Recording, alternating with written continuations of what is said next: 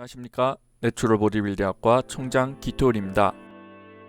오늘도 지난 편에 이어서 헬창들도 잘 모르는 피트니스의 잘못된 상식에 대해서 다뤄보려고 하는데요. 오늘의 주제는 다음과 같습니다.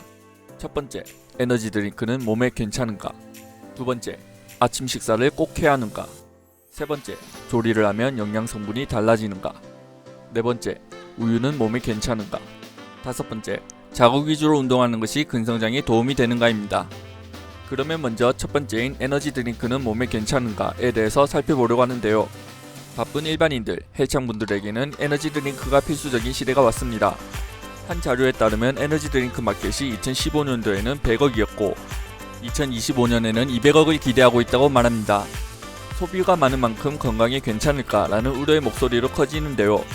이러한 우려는 결국 에너지 드링크에 수없이 나열되어 있는 화학성분 때문일 것입니다.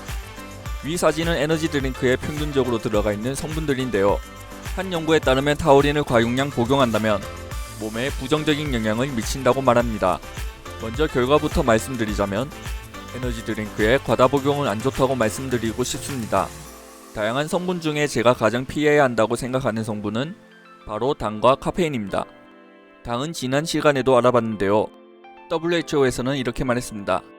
총 칼로리의 10% 이상의 당을 섭취하는 그룹은 치아에 문제를 가져왔으나 건강에 문제가 없는 일반인의 기준에는 50g의 당도 괜찮다고 말합니다. 하지만 일반적으로 에너지 드링크에 들어가 있는 당은 50g입니다. 에너지 드링크에는 우리가 생각하는 것보다 많은 당과 카페인이 들어가 있습니다. 당과 카페인의 경우 적정한 양을 드신다면 괜찮습니다. 수행 능력의 향상에도 도움이 되고요. 하지만 과일 경우에는 심혈관에 부정적인 영향을 미칩니다. 캐나다에서는 카페인을 하루에 400mg 넘게 먹지 말라고 말합니다. 물론 나이, 활동지수, 건강 상태 등에 따라서 달라지겠지만 과한 카페인의 섭취는 무기력증, 각종 질환에 이를 수 있다고 말합니다. 따라서 헬창들에게 권하는 에너지 드링크의 권장사항은 다음과 같습니다. 운동하는 날에는 마시되 디로딩 때는 최대한 낮춰서 섭취할 것. 두 번째, 아침 식사를 무조건 먹어야 하는가? 이 말은 1970년대 굿헬스 잡지에서 처음 나온 말입니다. 이 책에서는 아침에 대해 다음과 같이 말했습니다. 아침 식사는 하루 중 가장 중요한 식사이다. 아침 식사를 빨리 먹어서는 안 되며 가족과 함께 먹어야 한다. 결론적으로는 아침을 먹는 것이 무조건 좋습니다. 단순하게 가정을 해보겠습니다. 평균적으로 우리의 유지 칼로리는 2300에서 2500 칼로리 정도가 됩니다.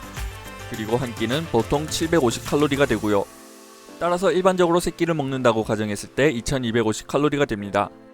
만약 여러분들이 아침 식사를 거르게 된다면 여러분들은 한 끼당 1100 칼로리를 먹어야 한다는 말인데 1100 칼로리는 한 끼 식사량으로는 상당히 많은 양의 칼로리입니다. 참고로 앞서 말한 750 칼로리로 생각보다 많은 양의 칼로리입니다. 그리고 아침을 걸으면 폭식할 가능성도 높아집니다. 아침을 걸은 사람들이 평균적으로 161 칼로리를 더 섭취했다고 말합니다. 이어서 이 논문에 따르면 아침 식사를 먹은 그룹과 먹지 않은 그룹 사이에 신진대사율에서는 큰 차이가 없었다고 말합니다. 반면 아침 식사를 먹은 그룹은 하루 동안에 더 많은 칼로리를 소모한다고 말합니다. 아침을 먹은 그룹과 먹지 않은 그룹 간에 신진대사율에는 차이가 없었지만 아침 식사를 먹은 그룹이 더 많은 칼로리를 소모하니 아무래도 아침 식사를 먹는 것이 좋을 것이라는 결론을 가질 수 있습니다. 그리고 아침 식사를 하는 그룹이 그렇지 않은 그룹보다 더 세고 피로도를 잘 조절한다고 말합니다. 아침 식사가 근성장에도 도움이 될까요? 라는 질문에는 아직까지 많은 결과는 없습니다.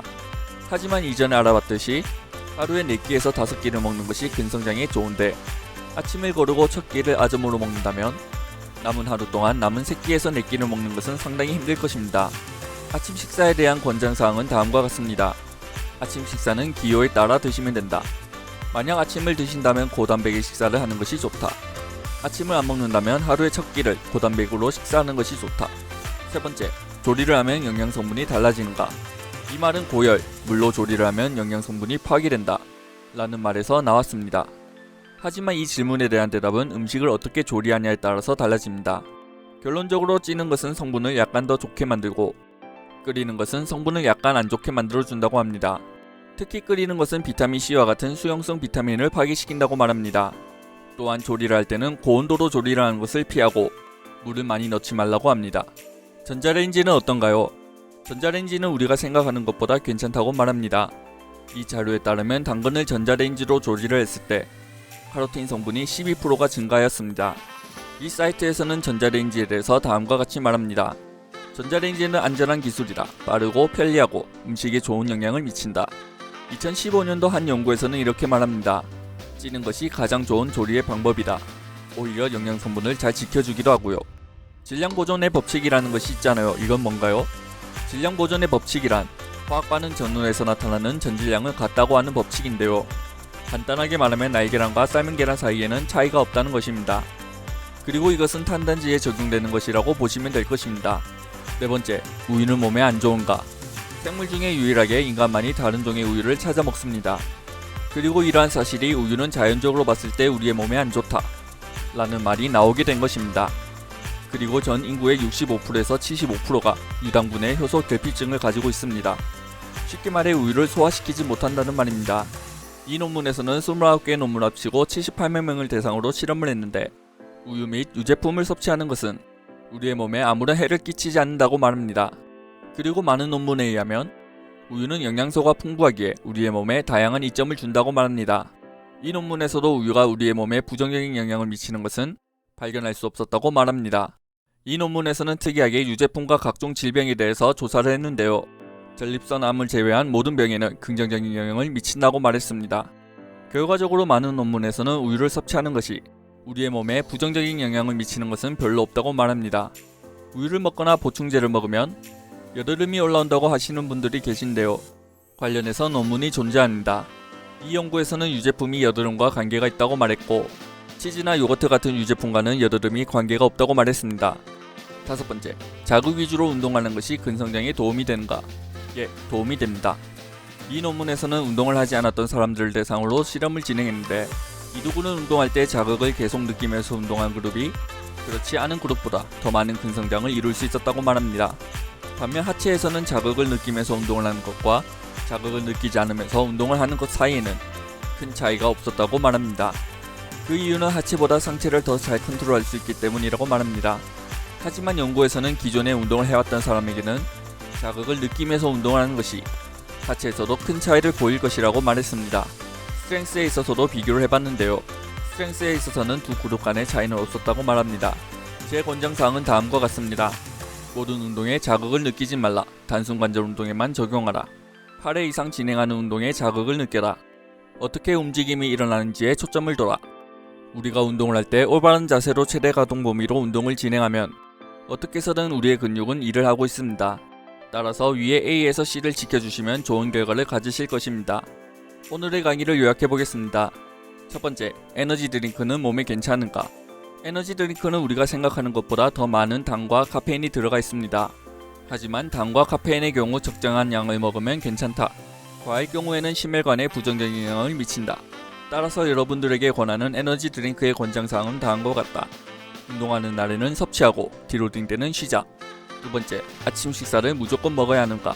아침 식사를 먹은 그룹과 먹지 않은 그룹 사이에 신진대사율에서 큰 차이는 없다.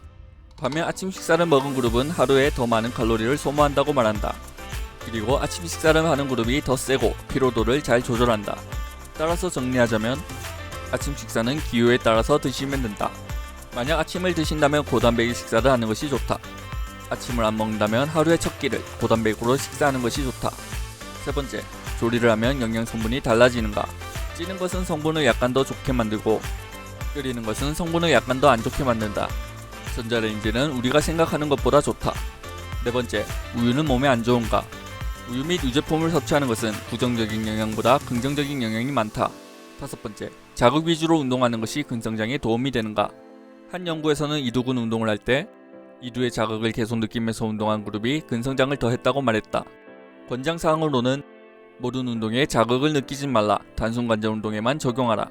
8회 이상 진행하는 운동에 자극을 느껴라. 어떻게 움직임이 일어나는지에 초점을 둬라. 오늘의 영상이 유익하셨다면 좋아요, 구독, 알람 설정 부탁드립니다.